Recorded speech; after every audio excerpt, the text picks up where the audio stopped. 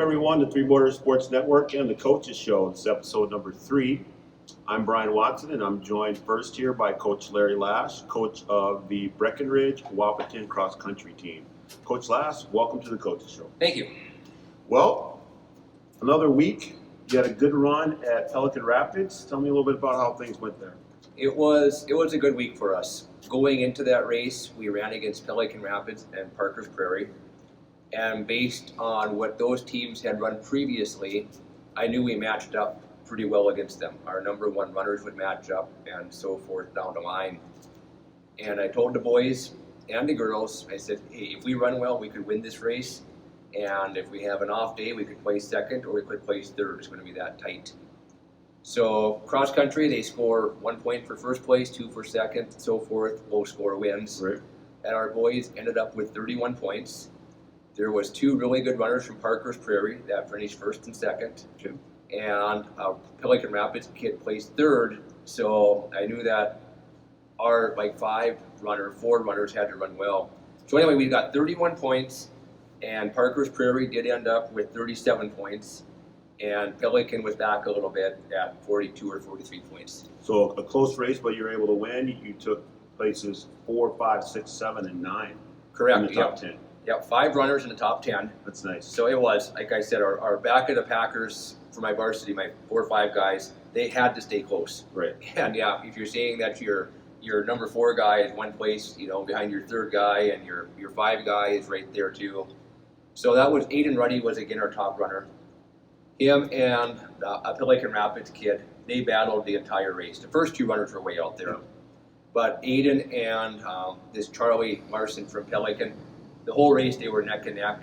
Actually, they pulled each other along. They both had really good times. Aiden was 18:24. The other kid finished in 18:20, so they were 4 seconds apart. Oh, wow, very close. And then there was a little gap after Aiden. But our number 2 runner was Logan Dominga. You had said last week that he was kind of your surprise runner. He so was. Another Yep. good week. Yep. Another good week for Logan, which was nice to see. And this time, Luke Baumgartner, who was down a little bit the week before, Yep. he was our 3 runner. He was right ahead of Junior Perez, who was our 4 runner in 7th spot. And then Gus Lash was our number 5 runner, and he was back at the 9th spot. But even Gus's time was 20:28. He was only 20 seconds behind Junior, who was 10 seconds behind Luke, who was 3 seconds behind Logan. So really nice grouping with those runners. Right, so you had Aiden Ruddy sort of out there in front, but you had talked last week about how it's sort of a pack mentality and how staying in that pack and they're able to push each other. So did you see more of that in this race as well? I did. In fact, as the race started out in the first mile, Parker's Prairie looked like they were going to win the race. They had first and second covered. Then there was a Pelican kid and Aiden, and then there was 2 more Parker's Prairie kids, and then it was like our pack of guys with some Pelican guys. Yep. The second mile, though, we pulled away from those Pelican guys, and I kind of challenged our pack of boys. I said, hey, you got to get in front of those two kids in the orange jersey right in front of you. And they responded. In fact, when Gus was our 5 runner, when he passed the second Parker's Prairie kid, that kid just completely started walking, which is demoralizing. Sure. So it was nice for our team just to have 5 guys go by you, kind of makes a statement. So a good overall performance top to bottom on the boys' side. But Absolutely. not to be outdone by the girls. The girls finished first as well. The girls really dominated. In fact, I thought the boys had a good chance to win this meet, and the girls I was kind of questioning because the other teams had good times going in based on their previous performances.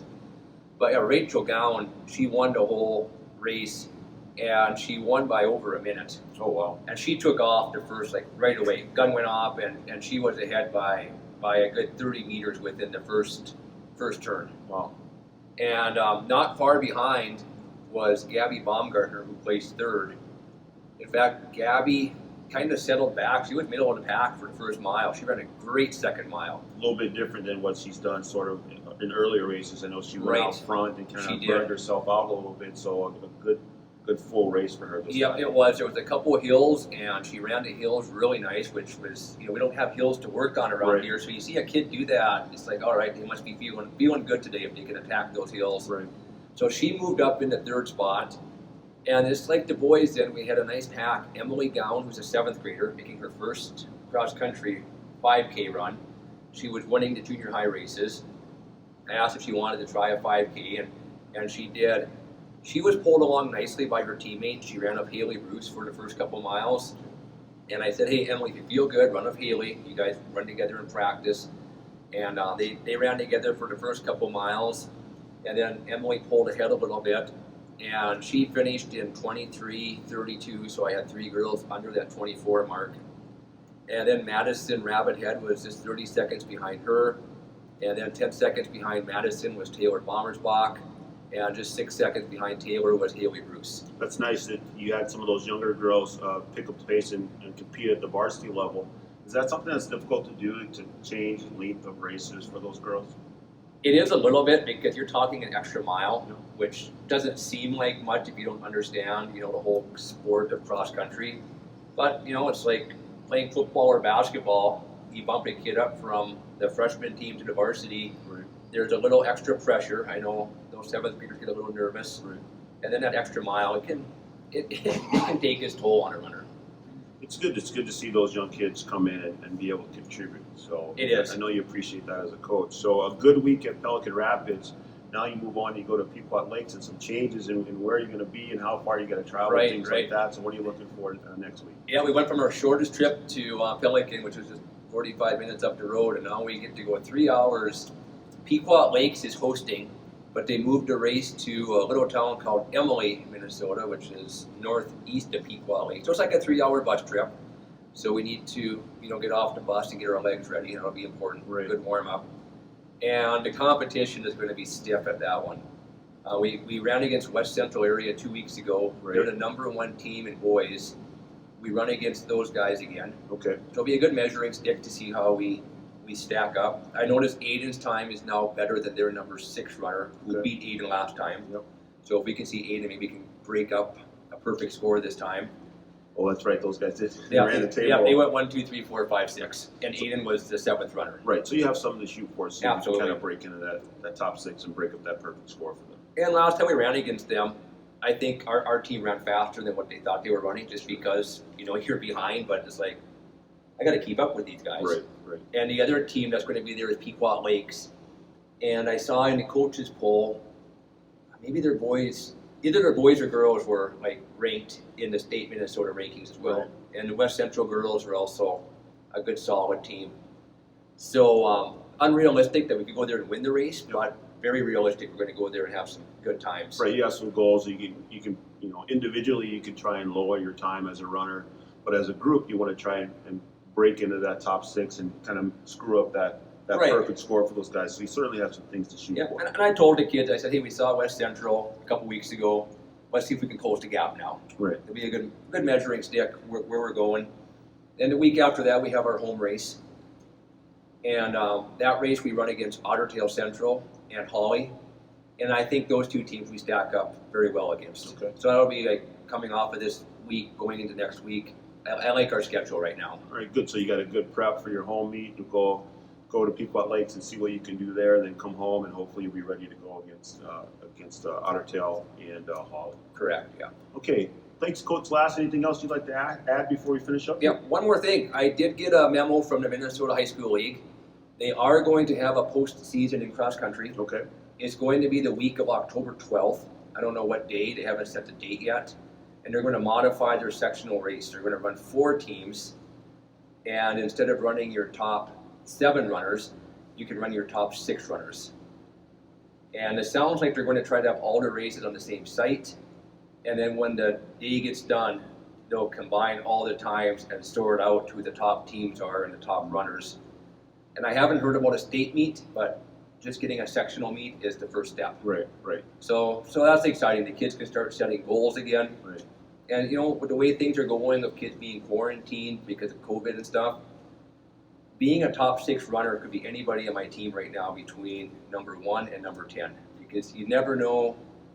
3 kids could be quarantined that week, and you have to bump people into spots. So I'm going to keep all my kids motivated and excited, Right. and they all have something to shoot for. Right. You've got some times that are pretty close here on both sides, so you can certainly have some kids that can move up too as well. I do, yeah. It's nice to have that depth right now. All right, great, Coach Lash. Well, thanks for joining us here on the Coaches Show. We wish you good luck next week at Thank you. Pequot Lakes, and we look forward to talking to you down the road too as well. All right, that's Coach Larry Lash of the cross country team. We'll be back with our next interview in just a few minutes. The Wahpeton All Sports Booster Club would like to thank those individuals, families, and businesses who sponsored Husky sports over the years. 2020 has been a challenging year for us all, but we hope you'll continue supporting Husky athletics through the Wahpeton All Sports Booster Club. To learn more about what we do for the Huskies, please visit www.wapetonboosterclub.com or go to our Facebook page.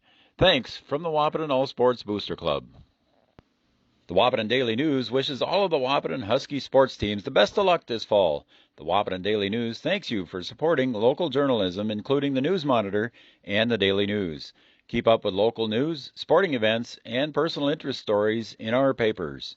The Daily News offers an e-newsletter for more information at your computer. Check out www.wahpetondailynews.com for much more information.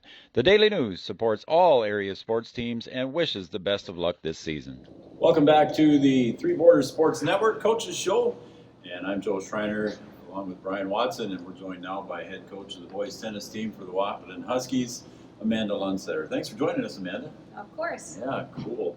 All right, so you've had a busy week this week, we'll just say.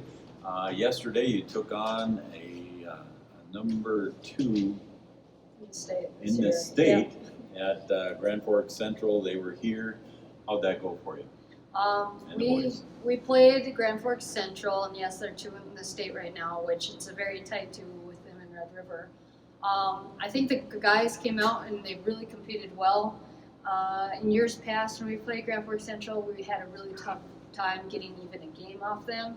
And this time, the guys took multiple games off them. Weren't able to secure any matches, but definitely had some great plays.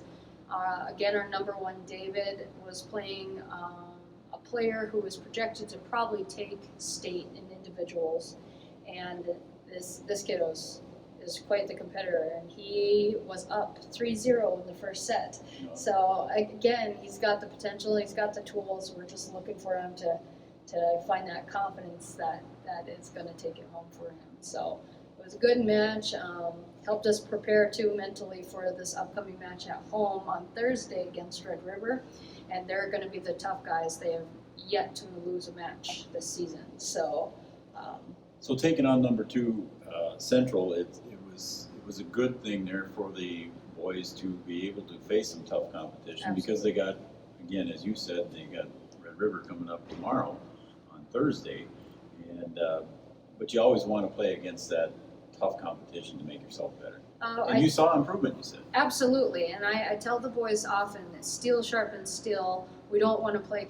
We won't get better playing lower competition. We'll get better playing higher competition. So I told them it's an opportunity to learn, to see what the top is going to look like, because at the end, that's who we want to be able to beat. So definitely they took away a lot from that match, especially my number 1, seeing that he can compete with the best in the state. I think it was critical for him. My other guys are working on their doubles techniques as we start to look at the lay of how we want to approach team EDC, hopefully, given the play-in, and how we want to set up then for individual EDC as well. So we're coming into a match on Thursday this week, tomorrow here as we record this on Wednesday night, tomorrow against number 1 Red River. And that will be here at home. Yep. On the tennis courts right here at the high school. Yeah, it'll be here at 4 p.m. on our high school tennis courts, and it will also be our senior night. Our graduating seniors are Jacob Bartles and Douglas Burby from Fairmount. And Jacob has been on the court since he was even younger than the 7th grade entry time. So it'll be really rewarding to finally get him out on the court. And his mom, of course, has already graduated 3 tennis players. This is her 4th. So to honor her and her commitment and dedication to the program as well. And Alice Burby, who had Douglas signed up through Parks and Rec when he was really young. He's been playing for quite a long time too, and to be so generous as to go out her way and give him those opportunities so that he can play a sport that he really loves. We want to make sure that both those moms are are honored, and the dads too, although the dads are the silent cheers on in the background. So The moms the moms always want get- the flowers. Yeah, I was just gonna say, right, they always moms get the want flowers. Right. So it's gonna be a nice night. It'll be a special night. We hope that people come out and join us. I know for the middle schoolers, they get that selfie points for their house if they come out and take a selfie at any sporting event. So we're hoping to get a few fans out. Nice thing about tennis courts is that they're out in the open, and Yep. you can spread out as much as you want around those 70-foot courts. So. And then we take on Red River, and then after that, we're already looking at EDCs, correct? We are. So we have a JV tournament this Saturday, and that will end the JV tennis season for our boys that are supporting our varsity. So that's a great opportunity for them to have a chance to earn some medal. And then on Monday we have a play-in, and right now it's already locked in as we'll be playing Fargo North. Where at? At Fargo North. At Fargo. So we're kind of geared for it and ready, and we're hoping, the first time we played Fargo North just wasn't our best tennis. We seemed to be a little bit shaken up after our first win, so it wasn't the best recovery I've ever seen, and so now I feel like my boys have something to prove, to show that you didn't actually see what we can do. So there is a play-in match before the actual EDC. EDC, just yep, like and there this is in will be- basketball. Yep, and this will be to qualify for the team competition. Okay. Individual competitions are given, so we don't have to qualify for individuals, Okay. we have to qualify for team. The team setup is a little bit differently. In regular matches, you play best of 9, and this qualifier we're going to play best of 5. So there'll be 3 singles matches and 2 doubles matches, and so it's a little bit more tight. It's definitely a matter of arranging players to the best advantage for the best strategy. So we're hoping that here, as we are going against North, it'll even the playing field a little bit, and give our boys the opportunity to finally maybe get to Team EDC. And for those that might want to go up to North for the play-in matches, that is Monday at Fargo North High School. Where do they play those? They play them at Elephant Park, which is about probably about a block down from Fargo North High School. Okay, Really beautiful park. relatively close. Yeah, relatively close. And Okay. and yet that, I believe, will be scheduled for 4 people. Okay. Good luck on that too, and good luck against number 1 Red River, and Thank you. hope the play-in goes well for you, and you make the EDC and get that far, and we'll talk to you next week about all the results. Anything else you want to add tonight, Amanda? Hey, no, we're just excited, and those of you that came out these last few matches, we appreciate it. The guys are excited to see so many people come and support them and what they're doing. So. All right, very cool. And then parent night tomorrow night here against the Red River, so hopefully that goes well for you too and the folks there. So, head coach of the Wahpeton Boys Huskies tennis team, Amanda Lundsetter. Thanks again, Amanda, and we'll see you later, and we'll be right back with our next interview. Sports injuries can put a damper on a young athlete's high school career. Orthopedic and sports physical therapy is here to make sure you get back to playing the sport you love. Whether it's a knee, shoulder, ankle, or back pain, our OSPTI experts will use their knowledge to rehab and strengthen that injured area for a full and complete recovery. Stay in the game with OSPTI. All major insurances are accepted. Call us at 218-641-7725, or you can find us on Facebook at OSPTI, or check us out on the web at www.ospti.net. Down here, every town is a sports town. And why not? Sports were important to us growing up, and we want the same for our kids. To get involved, because that's how kids learn to lead. And why Farmers Union Insurance supports these programs. Farmers Union Insurance. They don't just protect our community, they invest in it.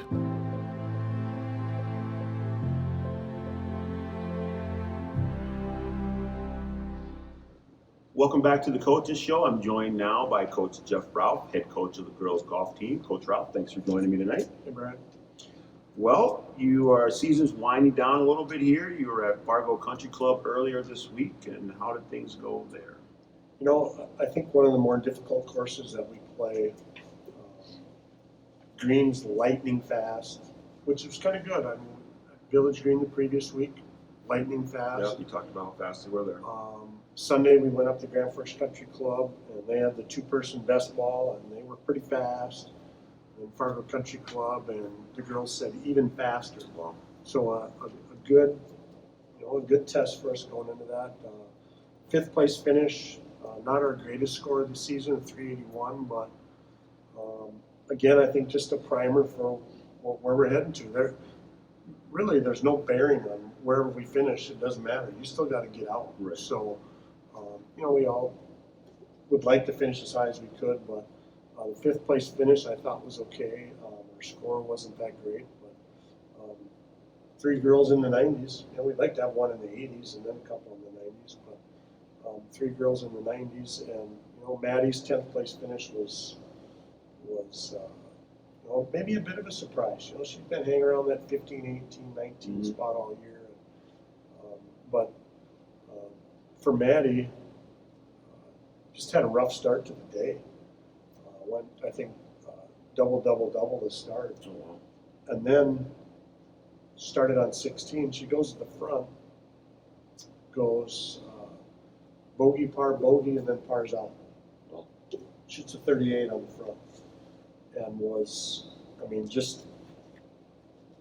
you can tell, the body language of coaches we talk about all the time. Right. You can just tell by looking at her, like, she's got it. Yeah. And she comes into number 6, and I can tell by looking at her walking up, she's good. And then she just hits a grounder into the bunker, and it's like, and I was following her score, so I knew, and same demeanor, same body language, walking up to that horrible shot she just hit. Right. Blasts it out, a very difficult bunker shot. Blasts it out to about 6 feet and makes the par. Wow. And just had it going, and it was really fun to watch her, play that way. But the back nine just kind of her undoing. Shoots 38 on the front. After going double to start in the back, shoots 38, and then goes to 10 and makes a great approach shot in and makes a birdie. Wow. And then it just kind of went back to the end of that. But there's a stretch of 11 holes, I think, that really shows Maddie's ability. Right. It's there for her, and it's just a matter of sometimes, a shot gets away from her that turns into 2 more shots sometimes. But it was really fun to watch her and see her confidence when she was playing that well. It takes something in the game of golf to be able to overcome those bad holes. I mean, we play the game, we know what it's like. Sometimes you have those bad holes and you just can't get away from them. But when you have a kid who can put those things behind them and then play well, that says a lot for her ability and just the mental makeup of playing that particular game. It's a difficult game. You're playing against yourself, and to be able to get yourself out of that shows some talent by a young kid. Yeah, and it says something about her mindset and where she wants to be as a golfer. And even with that being said, I asked her, "Do you want to keep the scorecard?" And she said, "No, I don't, because it's got a 90 on it. And I should have played better. But you know what? I just thought, that's a heck of a front 9 score for her." And I told her that too. I said, "Maddie, that's if you had a 47 in that 52, you would have been really disappointed." Right. So the 38 was great. And I think Annika on Monday really just kind of in a funk all day and just couldn't get out of it. Mm-hmm. Just like we just talked about. Right. She just every approach shot was 8 yards short. Yep. And then every chip onto the green was 13, 12 feet long or 13 feet short. Yep. And then then you're in a 2-putt. Yep. And she just never really shook out of that. And I think that maybe was kind of how the day went for the rest of the girls. Hallie's 99, she broke 100, but just kind of had a couple holes, just didn't get going. And McKenna with a 101, same kind of thing where just couldn't really get anything going. But I think with that being said, they still were grinding it out. They're still, they threw a par in there once in a while, whatever, but still managed to, post a score that finished in the top 5. So Right, you're in the top pleased with 6, that. top 5, right? You're happy with that. That's kind of where you've been, but a little bit better today at Maple River, though. Yeah, As a team, a little bit better. Yep. Again, not our best score of the year, but a 3rd place finish, and we ended up in a tie with Grand Forks Central and went to the 5th score, and London's 108. Got us the 3rd place finish today. Annika, just kind of a continuation of Fargo Country Club. As I'm looking online at her scores when I finally caught up to her, and she said, "I'm hitting the ball good. I just can't score." And then the back nine just took off for her, and she went 5 over 41 in the back. So again, there's that bounce back. That, we talked about being on the bubble a couple of weeks ago and how coaches are, they're biting their nails about that. And I feel really good about how I just don't think we're going to go in the tank. I really feel like the girls have the mental toughness to fight through a bad hole. And I tell them all the time, a bad shot doesn't make a bad hole, and a bad hole doesn't make a bad round. And I think they're believing in that a little bit. Yeah, I think you can see that within the round, maybe not in the total score, but you can certainly see it within the round. Not so good on the front nine, and then you bounce back, or a couple of bad holes here, and then you go on a stretch where you're able to score. So I think you're right. I think the mindset is there, and you can see it within the scores and where you're finishing. So next week, EDC is all done now. You finished 4th in the EDC, which you got to be happy with, and now things go for real next week in the EDC tournament. Yeah, it's like the NCAA basketball tournament. It's one and done now.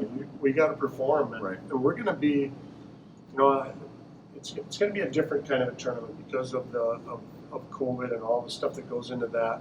We send them off on tee times and they announce their names. We're not doing that. It's going to be a shotgun start, and so that's going to be different. And the way we talked today at our coaches meeting, you'll be the top 4 teams off. So luckily for us, we won't have to walk back to 3 miles to number 13. We'll just be off number 1, probably 18 and 17, and we'll be with Shanley and Fargo Davies and Fargo South. The top 3 teams, the top 4 are going to go together. So I think that kind of just pulls us along with them. Shanley today, 319. I mean, you shoot 320, you're averaging 80, and they're 319. So just a fantastic golf score. And if you're playing with them, I think you're going to up your game a little bit. And the girls kind of talk about that after, how we're not going to worry about what Shanley's doing. We're just going to play our game. They might hit it by us, or they might make a few birdies, but we're just going to play our game. And I thought they really did that today. And I think that's going to be maybe to our advantage on Monday. So you've had a couple of tournaments here, some quick greens, things like that. You're able to go up and see Grand Forks Country Club a little bit. You think you're ready for that tournament? You can't base anything on your practice round, but last Sunday the wind was blowing 30 miles an hour, and I think our team score that day would have been 369. I think we shot 387 there back in August. So, I was very pleased with how we played. I thought we were just grinding again. Both Maddie and Annika were in the 80s that day. And, it makes me feel good about it. Hallie played well. McKenna played well. Scout was right there. We're hoping to get her down to 100. So we need that tiebreaker. Will be there for us. So, I feel like we're in a great position, but we still got to go perform Monday. Right. Well, it's been fun following along. It sounds like the girls are ready for the EDC meet. We hope that you do well. Is there anything you'd like to add before we finish up here? No, it's going to be a different deal, but I think the girls are ready. I think they were looking forward to going and staying overnight, playing that practice round the day before. But I think playing, sleeping in our own bed and being at home, I think it's going to be good for us. And I think they're excited for the opportunity, and maybe we knock somebody off and get in that trophy round. Well, good. Thanks for joining us tonight, Coach Ralph. We appreciate it. We wish you luck, and we hope that you have a couple girls qualify for state, and you can get there as a team too as well. Thanks. All right, that's Coach Jeff Ralph with the girls golf team, and we'll be back right after this. Scott's Electric in Wahpeton is a proud supporter of high school athletics. If you're in need of commercial, industrial, agricultural, or residential electric service, call Scott's Electric at 642-9244. Licensed and bonded in North Dakota, Minnesota, and South Dakota, offering 24-hour electrical service. Check out Scott's Electric website at www.scottselectric.net. Scott's Electric. Expert service for season-long performance. RDO does that in Breckenridge. With fall fast approaching, you need to prepare your lawn equipment for leaf and snow removal. At RDO, we'll perform all regularly scheduled maintenance and switch out attachments. So your John Deere and other brands will run at peak performance all season long. We'll even pick up and deliver your equipment. Talk about easy. Call 218-643-2601 to schedule your service at RDO in Breckenridge.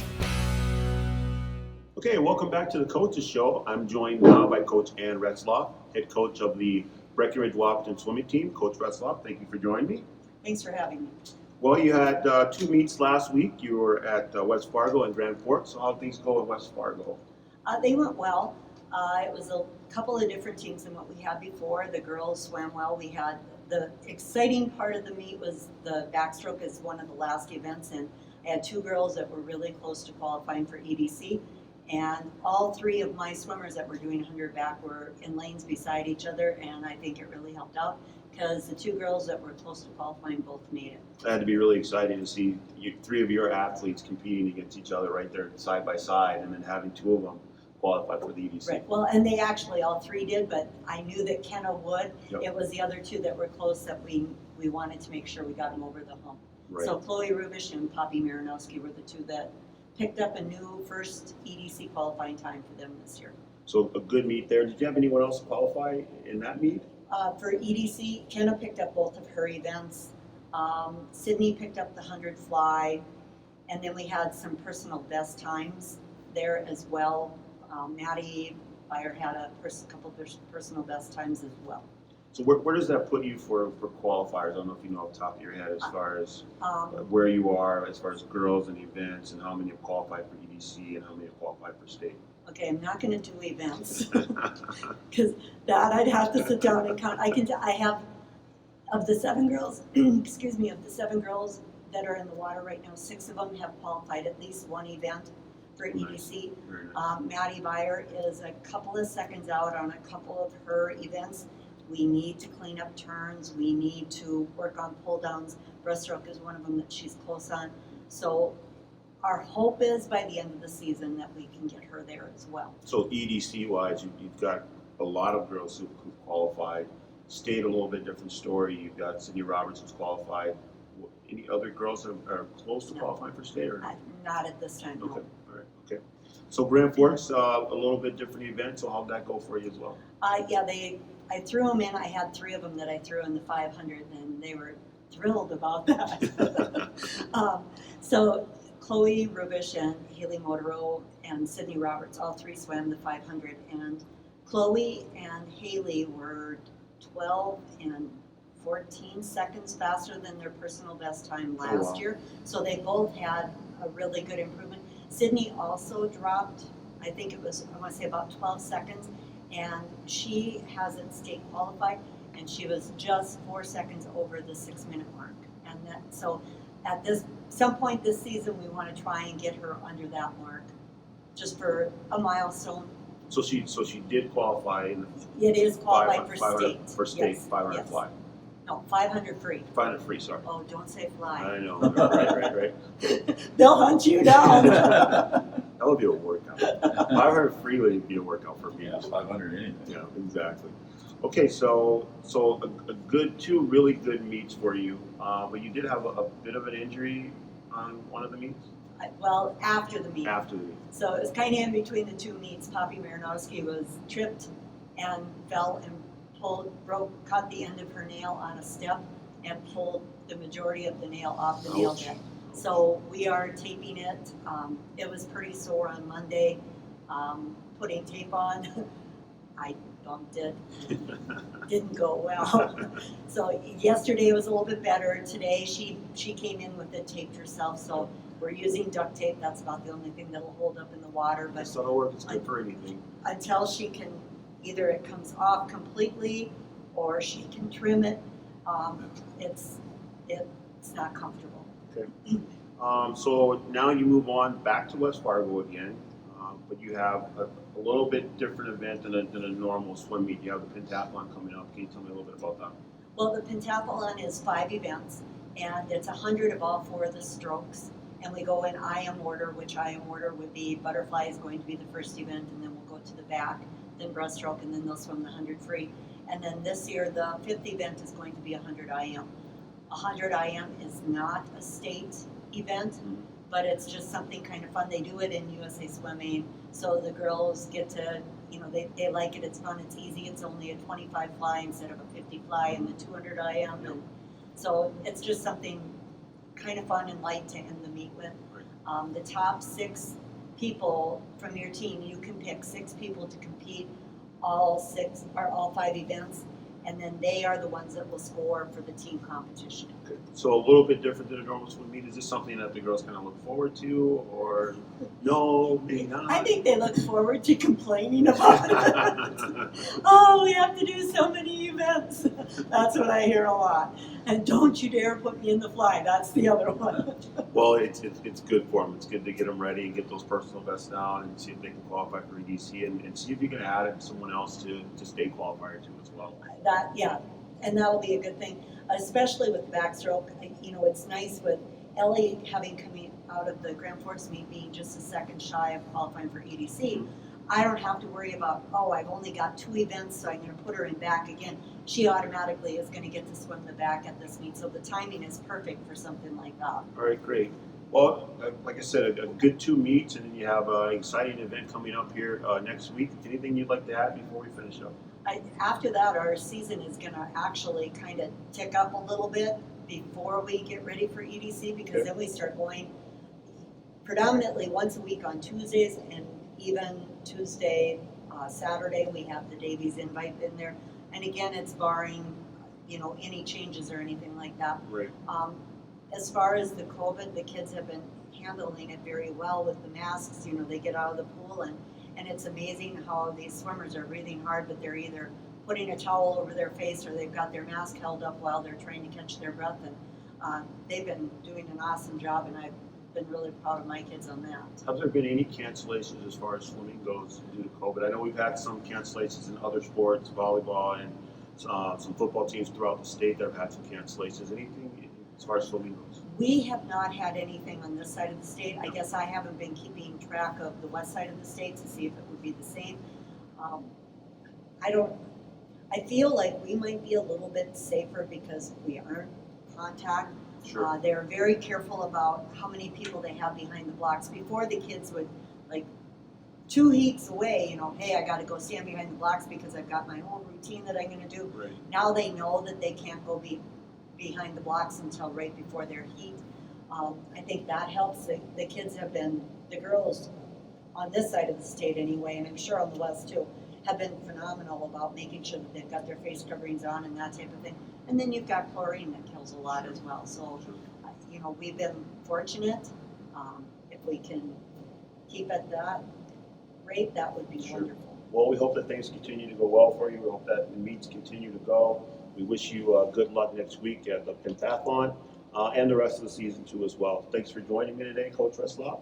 And that's swimming for this week, and we'll be back with our next interview right after this. Thrivent Financial wishes the Wahpeton Husky Falls sports teams and coaches the best of success. Thrivent is proud to have the opportunity to support this community and help those who live and work here make the most of their time, talents, and treasures. Call Will Ulick, your local Thrivent financial professional. If you're interested in putting plans that align with your values into action, please call Will Ulick at 701-642-1108. Thrivent Financial. At Richland IFC, we work closely with our producers to utilize superior cropping and processing systems that yield products and ingredients of the highest quality and integrity. At Richland IFC, we are dedicated to working with growers through relationships based on longevity and mutual benefits for all parties involved. Richland IFC and its growers utilize superior cropping and processing systems that yield products and ingredients of the highest quality and integrity for our food manufacturers. Richland IFC proudly supports Husky sports. Hi everybody, once again, and welcome to Three Borders Sports Network. I'm Joe Schreiner, along with Brian Watson here behind the cameras tonight, and I'm joined now by head coach of the North Dakota State College of Science Wildcat baseball team, inaugural season, inaugural fall. Head coach Chris Kappas. Thanks for joining us again tonight, Chris. Too bad. Thanks, Joe. Thanks for having me. Yeah, no problem. All right, last week you talked to Brian a little bit about the inaugural season. Let's talk a little bit more about your local talent. You got talent from where? I mean, you've got the tri-state area. Did you go outside the U.S.? You pretty much were limited on your time for recruiting too to get kids in here too. So talk about where the kids are from in general. We recruited mainly within the region. Majority of our players are out of Minnesota, North Dakota, South Dakota, and we have one from Montana. So all within the region, no one too far away, and we have plenty of players that are within, let's say, 1.5 to 2 hour distance of Wahpeton. So fairly close. So when you have home game next spring, hopefully everything goes all right for next spring games. You'll probably have some nice crowds. Well, we're certainly hoping so.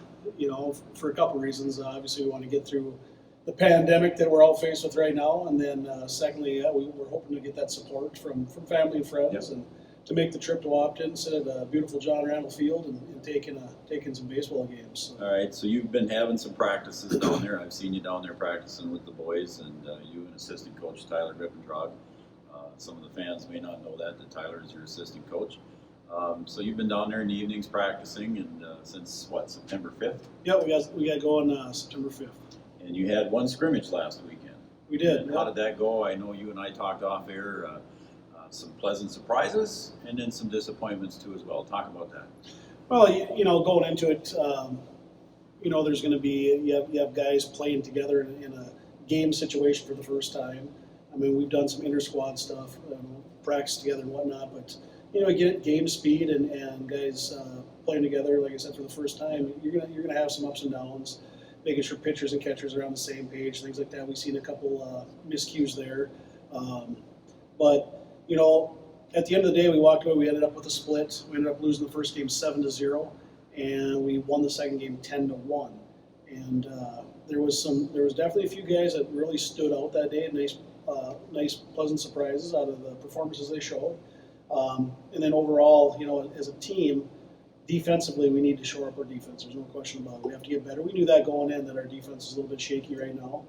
We need to have that mindset, take pride in our defense, and start doing things a little more correct. And last couple of practices, yesterday we did a lot of stuff on defense, and the guys, they look better. Is there room for growth yet? Of course there is, but a little better. So, going back to the games, the first game we had Miles Alschmidt throw. He started he threw the first 3 innings.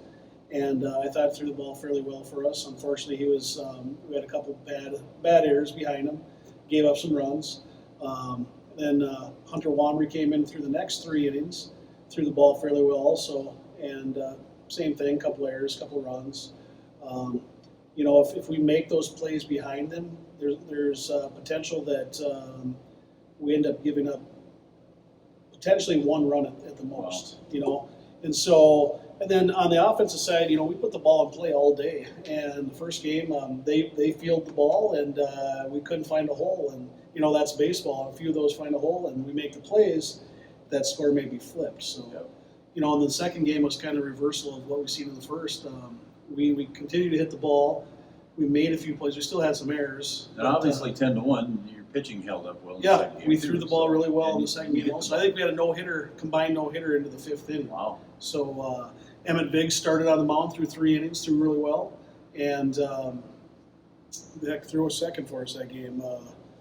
Trenton Reinhardt threw second, and he also threw really well. So. Did you limit the pitches that the boys I did. I didn't pitched? want anybody throwing over 50 pitches that day, and I think the most we had was 48. Okay. So you limited pitches. yep. So I took them out. So our goal is to get those guys at all through.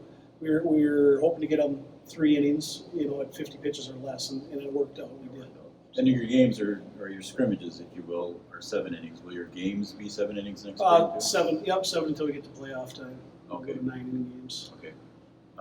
So let's just talk about your pitching staff a little bit there, because we know that's important to any baseball team. Obviously, defense and hitting are too, but you got to have the pitching there to survive too, as we see in the big leagues. Right. Your pitching staff there. How many pitchers do you have? You got like 28 total players. We have 30 players 30 already on the now, roster. and we have about 14 guys that can stick on the mound. There you go. That helps. It does, and obviously some of these guys are situational pitchers. You know, they're going to come in relief and give you maybe an inning. You know, and so it's a work in progress right now, trying to find out where we're at for starters and kind of where we're going to put these guys when we make out kind of our pitching staff and our plan for them. So that's that, and your experience not only as a Legion coach, but also recently as the Babe Ruth coach, and you went as far as you did to the World Series last year. You saw how important total pitching was for you, and you can't get by with 4 or 5 pitchers. You got to have that high number of pitchers. Yeah, no question about it. Even at this level. Yeah, at any level, you know, it's super important to develop a deep pitching staff because unfortunately, I mean, you can be one of the best teams out there, but anybody's beatable on any given day. And if you drop a game early in a tournament, it's tough to come through the back door without a deep pitching staff. You know, so you need to have that to give yourself a chance. Okay, so let's talk about the future now. You're going to try and schedule some more scrimmages the rest of this fall before you can try and get a couple in before the snow flies, right? Yep, we're going to try to get a few more scrimmage games in. Hopefully, you know, depending on what happens with the real world and everything that's going on, you know, we have no control over that. But, you know, knock on wood, keep our fingers crossed. If we can get a few more scrimmages and work on things, that'd be excellent. Okay. Then what's happening during the winter? Do you do any indoor practicing during the winter? Are you doing anything with the team? So we'll do some Can you team. do anything? We'll do a few team things, a couple days a week in November, December, kind of our light time throughout the year. And then we'll get things really cranked up as a group practice, you know, after everyone returns from Christmas break around January, I want to say around the 10th. And do you know when your schedule starts next spring? For regular Off the top games? of my head, I don't know the exact date, but it'll be in March. You'll start try to play games in March. Sometime. Yep. Are you going south at all? Or We're hoping to do a fundraiser so we can take a spring trip. Okay. You know, we're looking at softball team's gone to Kansas the last couple of years, and we wouldn't mind doing that and see if we can share the cost, a little bit of travel, and go down that way. And I've played in Kansas. The baseball fields look the same as they do anywhere else, so and the weather's a little nicer in Kansas than it is around here in March. So in March, yeah. There you go. we wouldn't mind going down there and getting a few games in. Yeah, awesome. All right, head coach of the Wildcats, inaugural season, Chris Kappas. Chris, you got anything else you want to share? No, just you know, last weekend, like I said, getting those first games in, it was kind of neat. The turnout that we had, I guess I heard it was a nice turnout. I was a out of town. little bit unexpected probably for scrimmage games, you know, but that shows kind of the excitement of players' family and the families of the players, I should say, and then you know, just the community support and excitement. And the biggest thing that we have to remember as a community, as a state, as a whole, is that we just have to be real careful still with everything going on, the pandemic, that we social distance and do everything we can to not spread anything. Yep. And as you're aware, because you're down there every day practicing, the improvements at John Randall Field have been pretty good. They've been a long time coming. But I think the fan experience next spring is going to be just so awesome down there for everybody. So Without I question. hope the boys enjoy it too. Oh yeah, yep. The boys have made several comments, you know, and a lot of times you don't have players who are fortunate enough to play on a field like John Randall, and so it's obviously hasn't gone unnoticed by them. And you know, as a coach and being on a lot of different fields and been on some real nice ones and some that are not as nice, this is a top-notch field in the state and in the region for that matter, and it's something that we're certainly proud of. Well, we're all proud of John Randall Field here in Wapaton and Chankville Park. Chris, I'm going to wrap it up here. We could talk baseball all night, but I'll wrap it up and let you get home. But again, thanks for joining us here on Three Borders Sports Network. Anything else? No, that should be it. Appreciate you having me. All right, thanks. Head coach of the NDSCS Wildcats, Chris Kappas. That's going to wrap it up for us. Thanks, everybody, for joining us. For Brian Watson, I'm Joe Schreiner. Thanks for joining us.